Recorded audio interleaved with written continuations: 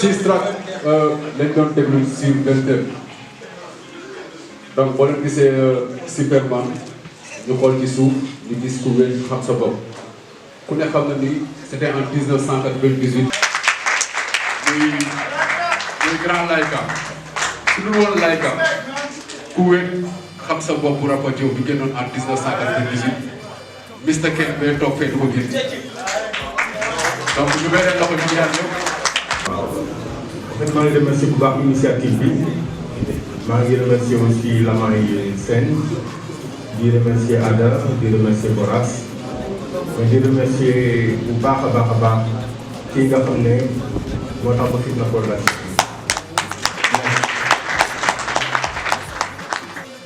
waaw xam nga Superman bi dafa nekk benn projet boo xam ne moom normalement waroon njëkk a génne Adama si normalement quoi waroon njëkk a génne Adama si mais ba ma saa yi moo ne ma génneel Adama si ba pare quoi génneel Maxi ba pare quoi mais bii nii ma waroon njëkk a génne léegi am na ay yenn sound yoo xam ne dafa waroon bokk si Adama si bi daa bokk si Adama si bi fii la waroon bokk am na ay sound yoo xam ne fii la nekk mais si Adama si la war a toog dama permettre yenn sound yi quoi xam nga dëggantaan par exemple bi nekk fii moo waroon nekk numéro 1 bee nekk numéro 2 léegi ma permettre ko parce que conclusion bi de toute façon conclusion bi dëggantaan baa ngi fii si biir mais de toute façon conclusion bi si numéro 3 bi lay nekk quoi par exemple. Ego Trap bi moom bon benn délai la boo xam ne dama bëgg à chaque fois di wane ay talent yu bees ñoo xam ne gars yi xamuñ leen si game bi ma di wane comme bii pas Ego Trap bii nii Mame Kham mi ngi si. Eminem bu Grand Dakar mi ngi si Sina bu Wakaam mi ngi si Rebel Mike bu Esboram mi ngi si ak Mike Zoum bu Kawte stratégie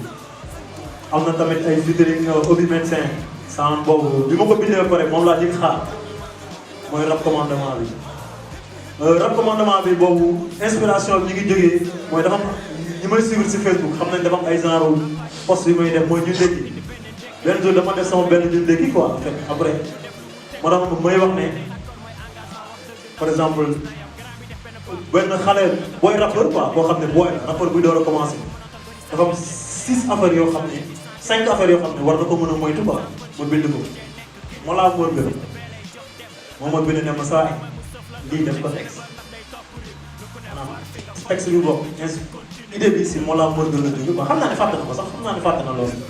mais bi ma waxee loolu bi tàkk dama ne waaw mais saa waaw wax dëgg de après si laa waroon dégg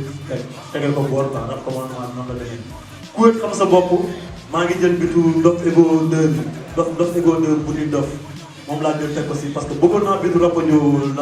laa bëggoon quoi mais bi ñu disponible dul ñenn ñi xamatuñu fan lañu def bi di en fait am na ay projets yu bëri yoo xam ne dama bëggoon jël bit originaux yi tegaat ko parce que dama bëggoon def vrai mixtape vrai mixtape mooy sound yoo xam du nekk ay cover parce que dafa am différence entre cover ak remix dafa am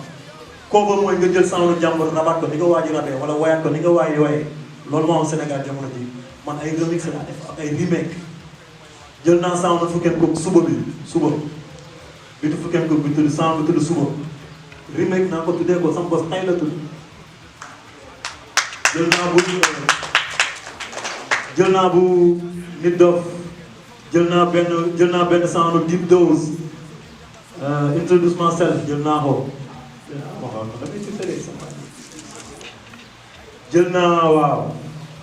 jël naa boobu jël naa bu expo nekk jël naa ko jël naa sound direct skizo tamit jël naa nit dof jël naa Esborab sax jël naa ko jël naa sax cannibal encore jël naa benn sound boo xam cannibal ko ma woon ma remix encore parce que en fait dama bref voilà ok yow old school fan léegi parce que man dama def mixé bi 22 titres 11 titres yi ay remake lay nekk 11 yi si des ay sound yu bees lay nekk yoo xam ne biti original la quoi Kawte stratégie moo ma defal jël naa tam Alien Zik fàtte naa Alien Zik tam jël naa Jéggi Raay ñaar jël naa Ruu Rap benn jël naa Dégg Daaj studio benn jël naa Gënzaar benn jël naa Alien Zik benn jël naa tamit bitu Milka tamit boole naa ko si tamit nu mu tudd sans benn pour l'honneur voilà pour l'honneur bi si biir tam quoi parce que ay sound yu ma def la yuy yàqu fii quoi damaa bëri ay sound yoo xam ne dafay yàqu rek maa ngi gis ay gars naa ma woy da nga li nga def dafa génne dafa bari am naa ko mën naa ko def di yàqu ba am def ko waaye ma dara au fait 25 laa bëggoon def laay moo bañ 25 laa bëggoon def laay moo bañ am na wàññi naa yeneen 300 laay moo bañ quoi en fait parce que c'est que en fait mën nga génne par exemple album booy génne album man su may génne album comme Jol lay def 16 titres 15 titres laay génne du am intro du am outro mais ay mixtape yi ma xam yi méttiwul saa yi mën naa génne bu si xajal mën naa génne 30 am na ay ego trip ay affaire xam ay affaire mais bii dama bëggoon tamit mu am ay thème quoi parce que am na ay thème mixtape bi en fait keroog maa ngi doon waxtaan ak muslim ne ko mu ne ma mixtape bi ñaata ego trip la ma ne ko 2 bu dul woon premier couplet bi ego trip mu ne ma non loolu du ego trip mu ne ko kon benn ak genn wàll la ko moo tax bi ma wax si Adama Maxi bi naa leen xale si Adama Maxi bi maa ngi naa leen dinaa leen andil li ma leen tàmmal maa ngi dinaa leen temal tem laa xam quoi si la parce que ego trip pour man mooy li gën a yomb si la bañu moo ko dama koy def mais xam nga càgguma foofu quoi en fait tamit école ku nekk ak école bi nga jàngee rap école bi nga xam ne moom moo la influencé si rap man sama école bi ma influencé si rap Pifras ak Rapadio Pifras ak Rapadio en premier quoi après Pifras ñoom ñoo ma influencé si rap te ñooñu xam nga seen rap dafa amoon benn affaire boo xam ni mën naa wax ne seen génération amuñu woon loolu parce que amoon nañu mën bind mën rap ba pare am caay-caay ci rap ba pare am affaire boo xam ni maanaam mbedd seen rap dafa amoon mbedd Pifras même amoon na kenn kuy woy ko si daan woy mais daan woy ngay gis góor yàlla buy woy quoi par rapport ñi nga xam ne dañ daan woy ngay sentir gel mooy woy fekk góor mooy woy nga xam nga foog ne jigéen mooy woy mais kooku si daan woy nga xam ne góor mooy woy loolu laay wax quoi genre mbedd boobu noonu même bi ci woy bi day am mbedd net dog bu Sénégal moom laa doon woowee comme ça.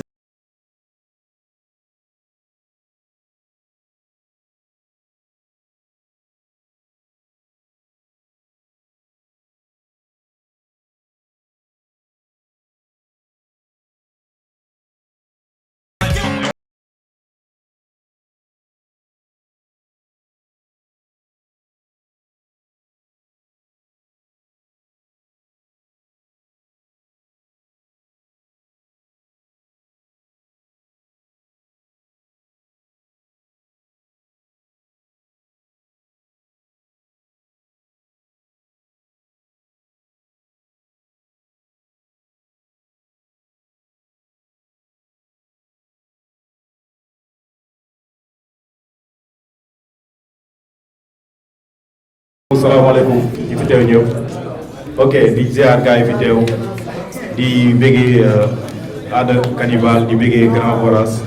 di bëggee animateur ak mélomane yi fi teew yëpp ak artistes yi ñu ngi leen di ziar bu baax a baax avant tout dañ lay féliciter ci produit bi nga génnee 22 titres mixtape après 3 ans ci benn produit boo génnee mu doon ko Adama Maxi nga dem duggaat sa roq di job fexe ba génnee 22 titres xeeb ko nag surtout voilà merci beaucoup mais man sama question dafay mën na bañ a génn produit bi mais damay ñëwaat ci kawtif stratégie bi ak nangam bi quoi parce que tout le temps dañuy dégg kawtif stratégie mais ba léegi gisaguñu fu mu taxaw foo xam ne tey ñu bëri nekk fa fekk kawtif stratégie comme structure xam nga lu ma bu baax a baax waaw naka la demee loolu depuis bañ koy dégg ba léegi mais gisaguñ ne fii la tegu lii la defagum ou bien yor nañ seen studio de production ak yeneen quoi ak nangam bi aussi bëgg nañ ci ngeen gën ci ñëw bu baax a baax aussi beneen affaire bi gis nañ Ada en tant que membre du crew Cannibal mu génnee 2 produits yoo xam ne solo la ko def donc lu waral loolu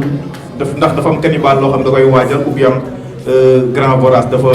génne toog ci suuf pour nekk benn coach ou bien loolu mooy question yi à part ça woon loolu jaajëf. en fait ñi ngi jéem a structuré wu pour xool nan lañ koy tegee en label instant bi nag suñu doole ci coproduction la nekk bis bu ñu amee doole def production incha allah dañ ko def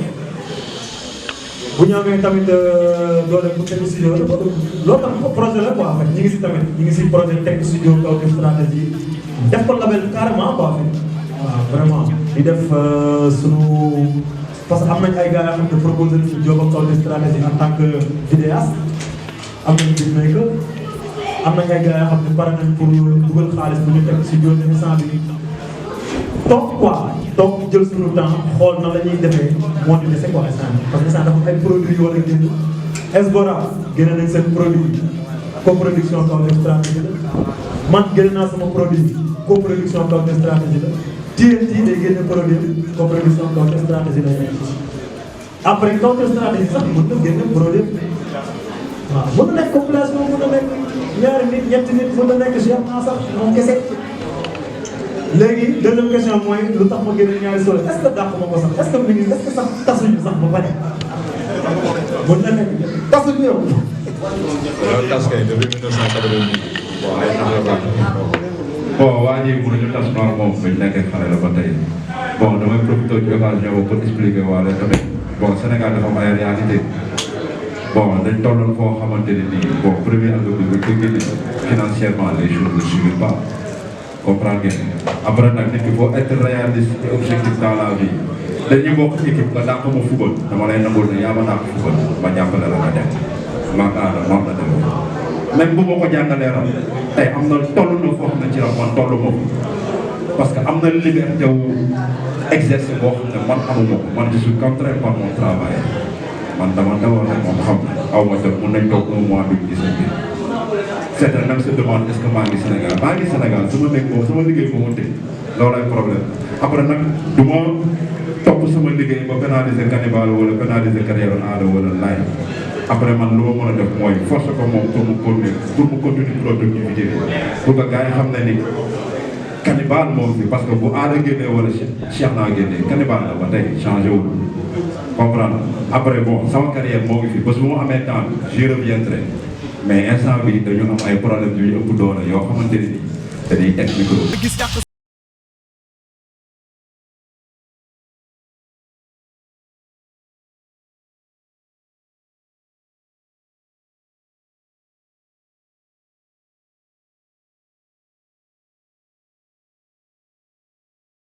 Asalaamaaleykum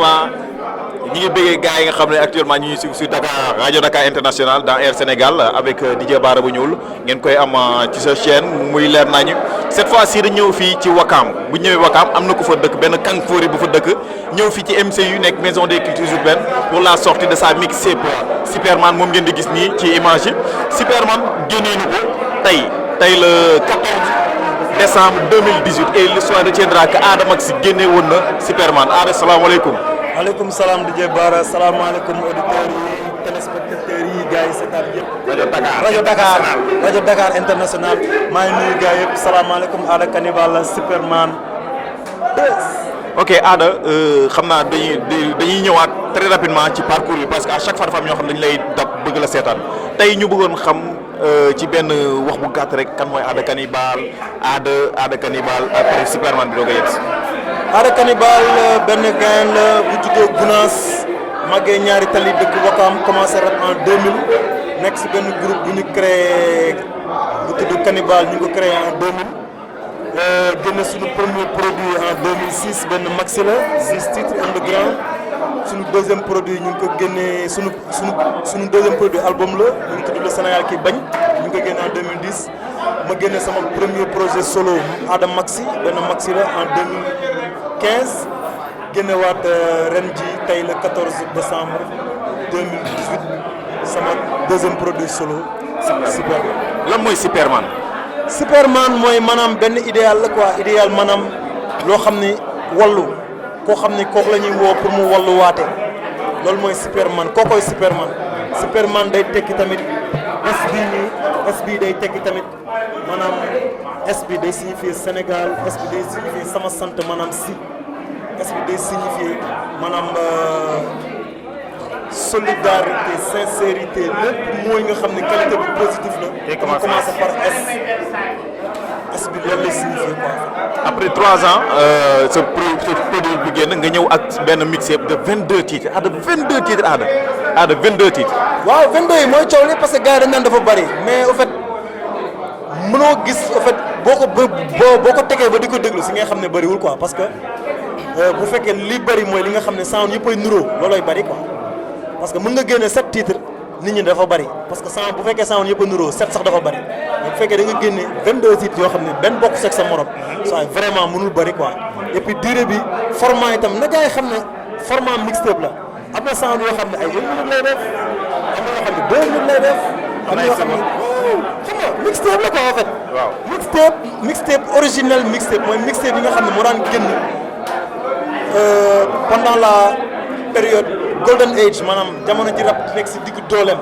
di changer ay affaire mixtape yi daan génn lii la daan mel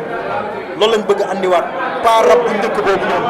mais rabin bu njëkk boobu état d'esprit bu njëkk boobu lañ bëgg a andi quoi. après nga boole ko ak yeneen style de musique lan mooy particularité Superman bi. particularité bi moom mooy dama andi li nga xam ne moom la ma sama fans yu bees yi xamee mooy maanaam. fans yu bees. waaw parce que dama am ay boy yoo xam ne dañ may déglu léegi ay jeunes la ñi nga xam ne commencé wuñ ma déglu Adama Maxime lañ ma commencé déglu. ok ñooñu dama leen jox li nga xam ne maanaam loolu lañ ma xamee andi naa leen loolu ma dellu sam ñi nga xam ne xam nañ ma avant 2015 ñi nga xam ne Ada Cannibal Sisa Wande lañ xam ñooñu dañuy soxla rap bu engagé rap bu am ay thèmes yu sori rap boo xam ne dama gëstu balaa maa bind texte bi da nga koy déglu xam ne kii gëstu na ko pendant des mois sinon des années ñooñu jox naa liñ soxla particularité bi mooy dama rencontre ñaari public yooyu rek. voilà nga génnee mixé pour 22 titres nga nekk ci benn label bu tudd Kawte stratégie ak nangam ñoom ñoo produit bagage bi fan nga bëgg a yóbbu produit bi exactement Superman bi fan nga bëgg mu dem. waaw Superman bi au fait bëgg nañ mu egg si bëgg nañ mu dugg si histoire rap Galsen balaa dara maanaam par exemple génn naa Maxi en 2015 mu dugg si histoire rap Galsen parce que nekk na Maxi ba nga xam ne bon bu ñuy wax ku bëgg na ñëw na andi Maxem ñu ko tëggal ak sam bos quoi en fait mixtape bi tam foofu laa bëgg mu egg ak moom parce que au fait bu dee parce que talent public bi reconnaître nañ ma sama talent jox nañ ma respect loolu public bi la quoi en fait mais man dama bëgg sama défi personnel mooy mixtape bi dugg si histoire rap Galsen ni albumu Rapadio duggee si histoire rap Galsen ni yenn albumu yenn grand yi duggee si histoire parce que instant bi nii album duggatul si histoire rap parce que album Kleenex lay nekk da nga koy déglu ñaari weer mu xew loolu moo xew jamono donc li ñu mën a jàpp mooy Superman bi ku ko déglu di nga ko mën a denc du noonu Kleenex bi nga xam ne sànni nañ ko du nekk loo xam ne rap acheté di nga ko déglu minimum 3 ans le temps non. le temps nga may annoncé waat beneen. voilà incha allah donc lan mooy nekk suite Superman bi donc. waaw comme produit. comme ni ma parce que suite Superman ça dépend mën na nekk Superman 2 parce que boo dégloo contenu bi di nga xam ne lii may def nii mën na am suite. mën na ubbi beneen fenêtre quoi. mën na ubbi tam beneen fenêtre am na affaire yoo xam bëgg naa ko explorer tam quoi en fait yoo xam ne vraiment duggaguma fa parce que Superman bi am na ay milieux yu ma dugg mosuma fa dugg am na yeneen milieux encore yoo xam ne bëgg naa fa dugg ak sama rap bu engagé bi bu conscient bu baax bi may def nii bëgg naa fa duggal si yeneen milieux yooyu quoi. ok balaa ñu lay bàyyi Ada dañu bëgg nga wax un mot sur rajo Dakar International ak Air Sénégal di turu émission bi. waaw yow moom Baara foo nekk maa ngi fi balaa dara loolu moom du affaire de. un mot sur la rajo Dakar. waaw rajo bi nag xam nga dese na ma ko xam parce que xam nga rek Baara yow 3 mois yi passé déglu ma rajo seetaan ma télé. rajo bi rajo digital la. digital est-ce que 3 mois yi passé déglu ma rap Baara pour rek bañ a am influence extérieure. pour bañ a polluer sama liggéey quoi. instant jënd naa ay album yu bëri déglu ma ko saa si laa war a déglu album yu bees yi mais incha allah rajo bi bu dee comme que DJ Baara mi ngi fi DJ Baara quoi parce que. non parce que soldaaru rap Galsen la. parce que amul benn événement bu rap Galsen di am te doo woo DJ Baara parce que kii boo xoolee par exemple dafa am loo xam ne amatul si rap Galsen DJ Baara doxee def mooy maanaam di génne ay nit yoo xam ne kenn xamu leen. Baara di leen andi di leen may visibilité si ay émissions que ce soit rajo FM. wala je suis sûr que seetaanaguma ko mais je suis sûr que dina ko def fii nii kon ça veut dire que kii nii c'est un incontournable kon kañ maanaam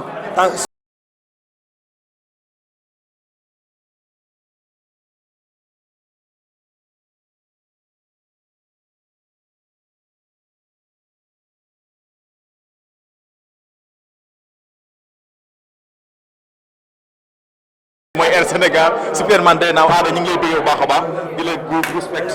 di jaajëfe bu baax a baax gars yi nga xam ne actuellement ñoo nekkoon doon seetaan li nga xam ne moo di rajo Dakar International di leen dig daje incha allah très prochainement ci yeneen affaire yoo xam ne dinañ leen ko defalaat fii ci rajo Dakar International respect à tout le monde respect à DJ Mou respect à Momen Sidibé di bëggee tout le staff toute l'équipe technique ñu ngi leen di bëggee bu baax a baax Air Sénégal rajo Dakar International for real